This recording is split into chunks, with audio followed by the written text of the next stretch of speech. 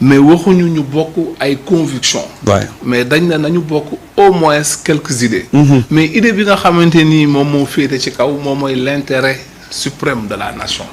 Je crois que sànq wax nga ko ñun on est dans une coalition bi nga xamante ni dafay neex a wax dafay neex a défendre. mais justement nag beaucoup de Sénégalais lu neex a défendre la beaucoup de Sénégalais lu neex a défendre la se pose la question mais lan moo andi Déthié Fall ci coalition bi. avant lan moo indi Déthié Fall nous parlons d'abord de la coalition xam nga ñun yàlla dafa def. amul kenn ci ñun ci biir coalition bi nga xamante ni PRP. mës naa xuloo ak yow wala mu tamante dëmm ak yow. waaw ku ci nekk ci ñun ci suñu biir jàmm lañ mës a séq. respect lañ mës a séq waxtaanu réew mi lañ mës a séq. le PRP n'a jamais sorti des mots aussi durs. que sur qui que ce soit. donc dañoo génn ci élection présidentielle duñu génnee ci élection présidentielle la logique voudrait que ci ñi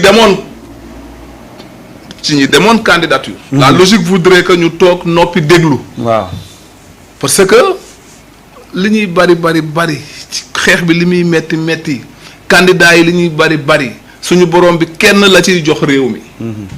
chaise bi kenn moo ci mën a toog. yàlla def kenn ci suñu nawle nekk président de la république. kooku duñ ko installé ba pare. ñun ñëpp dañoo war a toog lem déglu ko xool les grandes décisions. sa vision fan la jëm. ci politique. doo gis benn ndaanaan ci politique. mu jóge ci élection présidentielle yi takk rajo yi. effectivement. peut-être Pape Djibril Fall le président Pape Djibril Fall avait fait beaucoup de sorties et ce qui est tout à fait normal parce qu'il était parlementaire.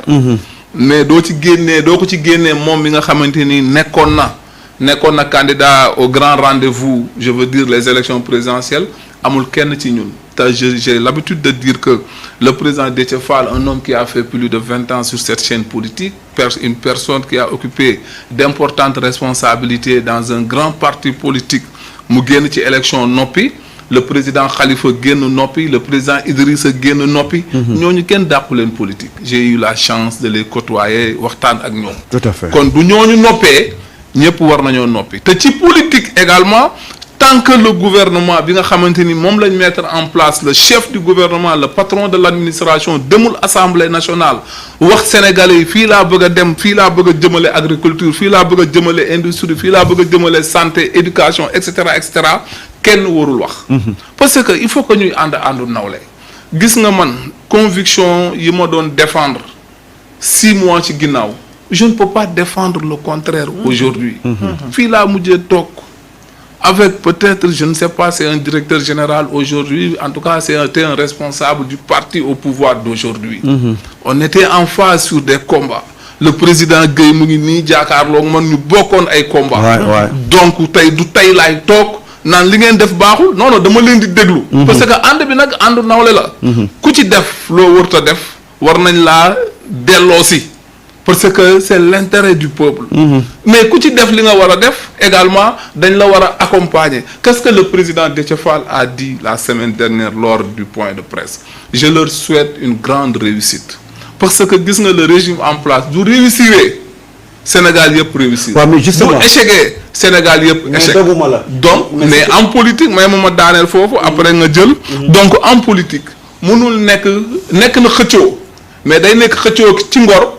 parce que dañ fi teg ay institutions doo nekkee président yow yaa war a doxal ñi ci des toog déglu la ñi la mën a gunge la ñi nga xamante ni mënuñu laa gunge parewuñu pour épouser également say idées jaakaarloog yow war a dem mais dans une opposition républicaine.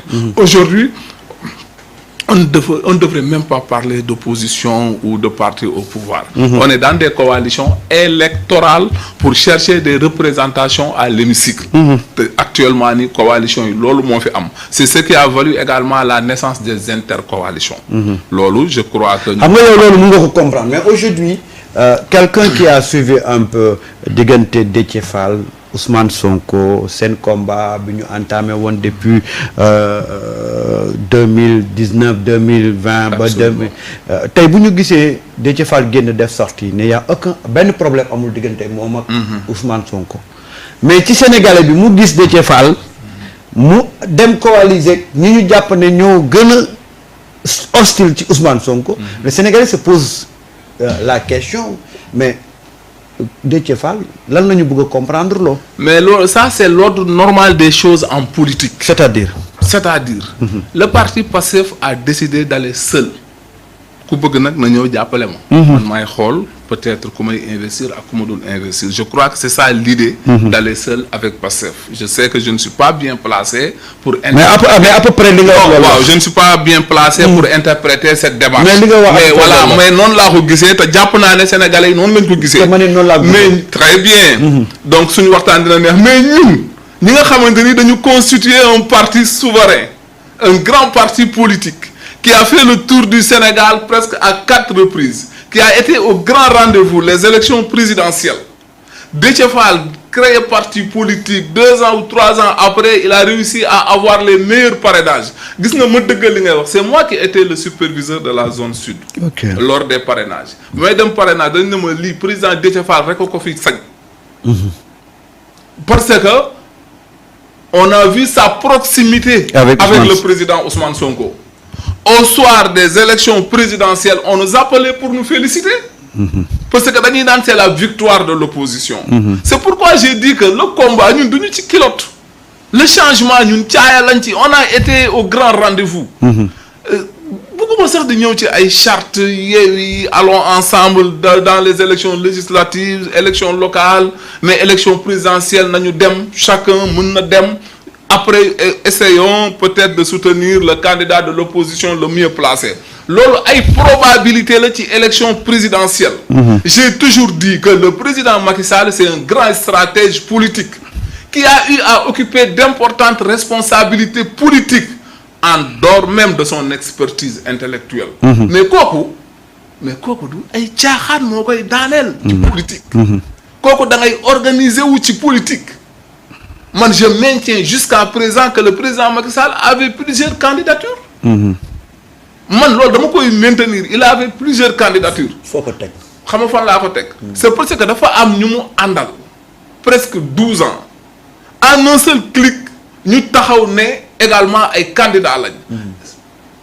C'est le droit le plus absolu en tant que Sénégalais. Bien sûr. Mais aussi politiquement parlant, ça peut s'interpréter. Politiquement parlant. Parce que les élections, le président sortant beaucoup, il y avait probabilité d'aller au second tour. Il y a mais nous devons au second tour. Ça allait être compliqué. Non, ça ne va pas être compliqué si le président Diomaye Faye était le candidat le mieux placé. Parce que c'était un combat de 3 ans. Tout à fait. Des compagnonnages, bien, un plateau. Vous voyez, dañoo julleendoo tisbaar julleendoo takkusaan julleendoo timis julleendoo gee kon loolu et on a eu les meilleurs moments dans Yewwi Askan Wi la gestion des émotions yàlla def na ku ci nekk xam sa moroom et cetera ñuy demalante di dikkalante ñuy tegandoo ay stratégie parce que dafa metti woon trop ku mu laalul laal na sa mbokk ñooñu tey du yàlla defee kenn jël réew mi donc ko war a mettre à l'aise. Alors, mais le politique, un grand parti politique ne doit pas absenter lors des grands rendez-vous. L'élection législative du 17 novembre, c'est un grand rendez-vous que le PRP également participera. Ben je dis que, nous ne comprendrons position Déthié Fall, leader du PRP, mu ne amul ben problème avec Ousmane Sonko. Aucun problème. Hein? Après nga gis ko mu dem nek ci coalition Sàmm Sa Kàddu ak ñom Bougane ñom Pape Djibril Fall en tant qu'acteur politique yow nan ngay analyser lolu? Bon, moi politiquement j'ai un problème. Pourquoi j'ai un problème? Parce qu'il a dit tout à l'heure que cette victoire-là, c'est la victoire de l'opposition. Absolument. Alors quand c'est la victoire de l'opposition, ça veut dire que cette opposition-là aussi doit protéger cette victoire et amener vraiment vers une transformation ensemble du pays. Moi, c'est mon souci majeur. Et je dis encore une fois, bon, on respecte. Parce que aussi, chaque responsable, chaque leader est libre de faire un choix. On est en démocratie. Mais je dis encore une fois... comprendre au choix. Comprendre-moi. Comprendre-moi. Doguma la yalla bu la yalla dog président. Ñaari mbir mo am. Soit da ngay participer wala nga baña participer. Non, attends. Mom la ci politique. Xam nga man comprendre moi. Suma logique man mo lima doon gis tay moy ñi def coalition bi yépp à 70%, c'est des gens yoo xam te ñoo bokkoon le même combat. man wax dëgg fa yàlla élection man noonu naa dem élection mais jiitaluma suma bopp parce que gëm naa ne tey jii bu ñu éparpiller les forces rek la dal Macky Sall la nga doon wax noonu mën na ñëwaat te wax dëgg fa yàlla ñu bëgg ko ba dans cette opposition là la grande majorité di opposition bi nii dañ leen ñam ñenn ñi dañ leen xam et ñenn ñi aussi am nañ ay comportement yoo xam ne man personnellement ama confiance di leen dënk assemblée parce que je sais que tey liggéey bi dina wàññeeku parce que man gëwma ni ñuy incarner politique et loolu la ñu war a soppi tey wax nga ko cette victoire qu'on le veuille ou pas c'est la victoire de l'opposition bi passée et c'est cette opposition là moom laay chaque jour et moom laay réclamer ñi nga xam ne ñooy agité wu tey ne ñoom dañuy def opposition et cetera radicale wala nangam mais ñooñu ñoo waroon a encadrer la transformation de ce pays là parce que ils sont comptables de ce changement et par conséquent la logique voudrait que ñoom même bu ñuy dem législative tey war nañu mën a ñoom bokk ci liy ñafe pour ñu am majorité parce que c'est un prolongement par continuité pour ñuy def mathématique man loolu laa gëm maintenant chacun nag a ses aspirations chacun est libre peut-être il y a des non-dits qu'on ne maîtrise pas ku nekk nag choix am nan la ko accepter mais man sama logique y a des non-dits hein sama logique non quand je dis y a des non-dits parce que je dis mooy analyse bi nga def sénégalais yu bari def ko parce que Déthié Fall ni mu meloon ak Ousmane Sonko Déthié Fall tey bu gars yi di def ay intercoalition moo ko njëkk a tëgg ñu ko ci saluer ci loolu donc moom bu fekkee ne amul benn jafe-jafe dëggantaan mooy que tey dafa waroon continuer ci logique bi mu nekkoon même ñeneen opposants yi c'est néo et loolu li may indi chaque fois mooy le moi et ce pays là c'est le moi qui le fatigue sama bopp su ma ci bokkul wala bu ma nekkul baaxul il faut ma xeex pour man ma nekk ci et loolu tant que ñu ngi koy def ci réew mi dinañu tàddal suñu bopp dinañ tàddal réew yi